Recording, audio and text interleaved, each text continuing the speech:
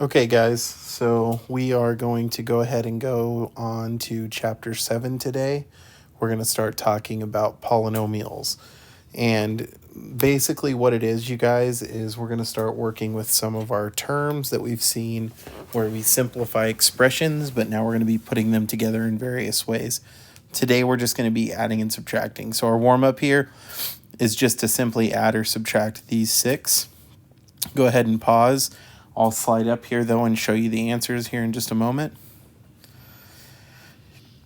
Okay, so here's the answers. Again, for the sake of time, I'm going to go ahead and slide on past this, but make sure you go back and be sure you get the right answer on these.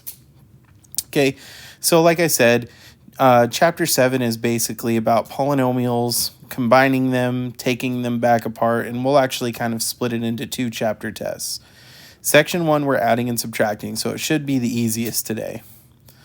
So the learning goals are to first understand what a polynomial is, classify them, be able to find the degrees of them, and then lastly add and subtract them. And we'll throw in a real life problem at the end. So first of all, a monomial is just a single number, variable, or product of number, one or more variables with whole number exponents. The degree of monomial is the sum of the exponents of the variables of the monomial, and we'll talk about that here in just a second. So, first of all, understanding the difference between monomials and things that are not monomials. Mono means one. So, on the left, we have an example of one term in what would be a polynomial expression. So, as you can see here, 10 is a monomial.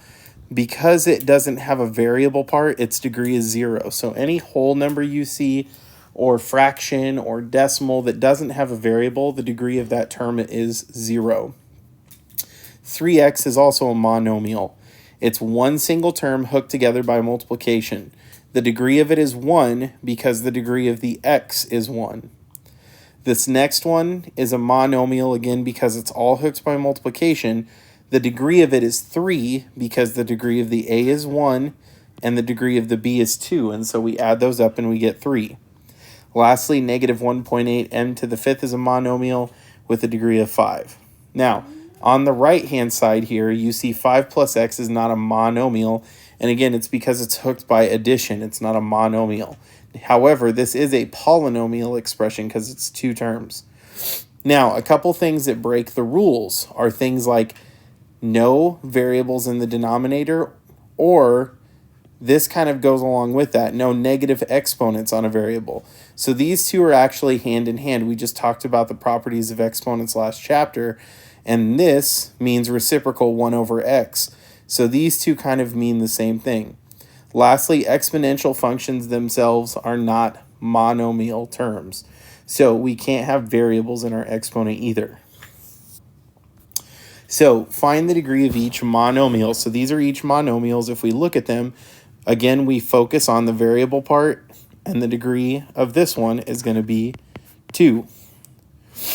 This one, the degree of the x is 1, the degree of the y is 3, so we add those up, 1 plus 3, and we get a degree of 4. Letter C, we have a degree of 3 plus 3, which is 6. And then negative 3 is a monomial, and again, it's a whole number, so we have a degree of 0. So again, pause, take a moment to try these. I'm going to go ahead and write out the answers, again, just for the sake of time on the video, but make sure you guys pause and try these in your notes. So the degree of the first term is 4. The degree of the second term is 5. The degree of the third term is 1. And the degree of the last term is 0. Now, polynomials is a combination of monomials, meaning multiple of them. So we have a sum or difference or whatever you want to call it. There's going to be some signs in between each term. On the left here, you see what's called a binomial because it has 2 terms. The degree of the polynomial is simply the highest degreed term. So the degree of that binomial is 1. On the right here, you see what's called a trinomial because it has 3 terms. Again, the degree is just the highest term for the polynomial, so the degree of that entire polynomial is 2.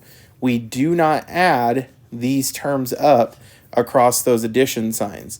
So some things that you will be asked to identify are things like your leading coefficient, which is the number that's in front, what's in standard form. So standard form means the highest degree term, next highest, and finally the lowest. And typically that's our constant, but it works its way from greatest to least degree. The reason they do that is so we can identify the entire degree of the polynomial at the front term, which for this polynomial, we have a degree of 3. So if I were to write this polynomial in example 2 in standard form, I want my highest degree term first, and I need to keep the sign that's immediately to the left of it in front of it. So my negative x to the third goes first. My next highest degree term should be a 2, but we don't have it. So I'm going to put that x to the 1 power. And then finally, my constant that has a coefficient of 0. So in your homework, if it asks you for the degree of the polynomial, the degree of that polynomial is 3. The leading coefficient of this polynomial is -1 because that's the term that's holding the front value there. If that negative sign weren't there, it would just be +1. And then lastly, the coefficient, or excuse me, not the coefficient, the constant. We already talked about the leading coefficient. The constant of that is 3, meaning that term will never change signs. Okay, so classifying these polynomials and then writing them in degree from highest to lowest, and then we can identify some parts. First of all, this is a monomial because it's one term. The degree of that one is 4, and the leading coefficient is -3. Again, there's no constant here. This one, if I were to write it from highest degree to lowest, it would be 5x squared minus x plus 4. The degree of the polynomial is 2. The leading coefficient is 5. And our constant is 4. My next one here, I would go q to the 5th plus 8q. My degree is 5, my leading coefficient is 1, and I don't have a constant.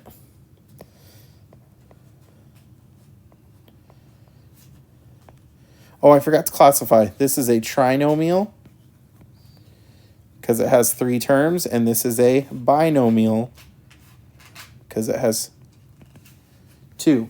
Charlie, what are you doing? Stop. All right, sorry about that. On to the monitoring progress. So again, you guys try these. I'm going to go through them pretty quick. That way we have time, but you guys make sure you try them.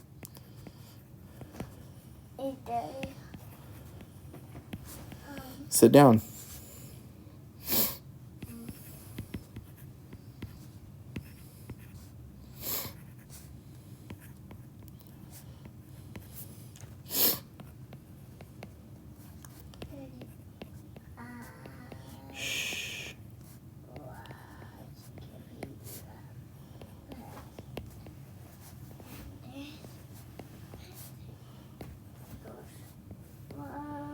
So on this one, it's a trinomial with no constant because it went 3, 2, 1. There's no constant term because every one of them has a variable. Same way with this one. There's no constant because every term has a variable. We always have a degree unless it's not even a monomial. We always have a leading coefficient. But this one, again, we don't have a constant. But we should be able to identify how many terms there are. Adding polynomials and subtracting polynomials. So you guys, there's lots of different ways you can do this. I always like to just stack them up with like terms. So in A, we have 2x to the third, and you can see in the next one that we have an x to the third term too. This one we have minus 5x squared plus x. Now we don't have a constant, so what I'm going to do is I'm going to put a 0 placeholder there. My term below, I'm going to put my x to the third power. Again, my highest degree term goes first so that they stack up and the like terms are stacked up. Now, as you can see on this one, we don't have an x to the first power term, so I'm going to put plus 0x, and I do have a constant. So if we do it this way all the time, this will line up our like terms and we can just add together. So 2 plus 1 is 3x cubed minus 3x squared. Again, x plus 0x is still x, and 0 minus 1 is negative 1. Again, we should be able to identify degree, leading coefficient, and all that stuff afterwards as well. Next one, we have 3x squared plus x minus 6, and we are adding x squared plus 4x plus 10. 3x squared plus x squared is 4x squared. X plus 4x is 5x. Negative 6 plus 10 is positive 4. Shh. The next ones we're subtracting. Now, again, go back and pause this if you need to see it, but subtracting is going to look similar. The only thing is I'm going to distribute the negative sign to make these easier to work with. So on this one, I'm still going to put my placeholders. I have 4n squared. I don't have an n to the first power term, so I'm going to put a plus 0, and I'm going to put plus 5. Now, this negative sign out front is going to change the way I do things.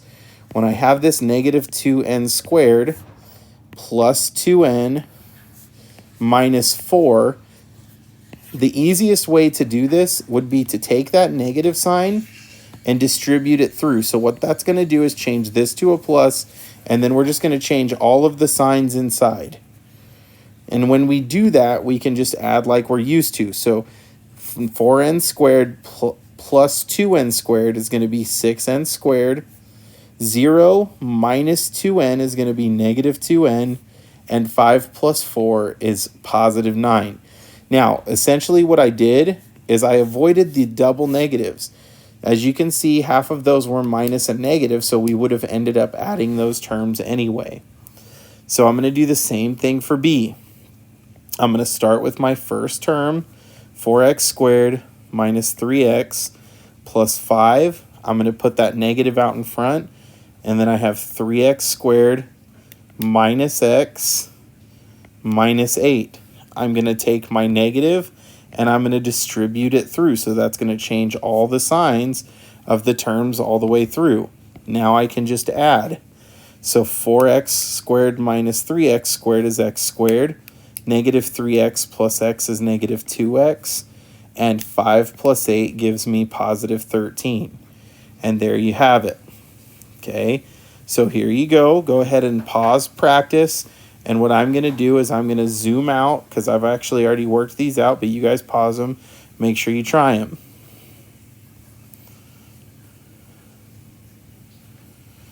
So as you guys can see here on these, I distributed the negative on 10 and 11, but here's what you should get for your answers on 8, 9, 10, and 11.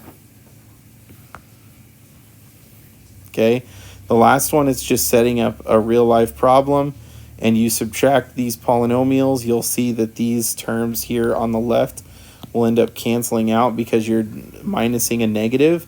So you're going to end up with negative 40t plus 100 when you solve that one, if you figure out how far that's falling. Okay, so that's supposed to be a 0. All right, so there's going to be a homework assignment posted to Big Ideas.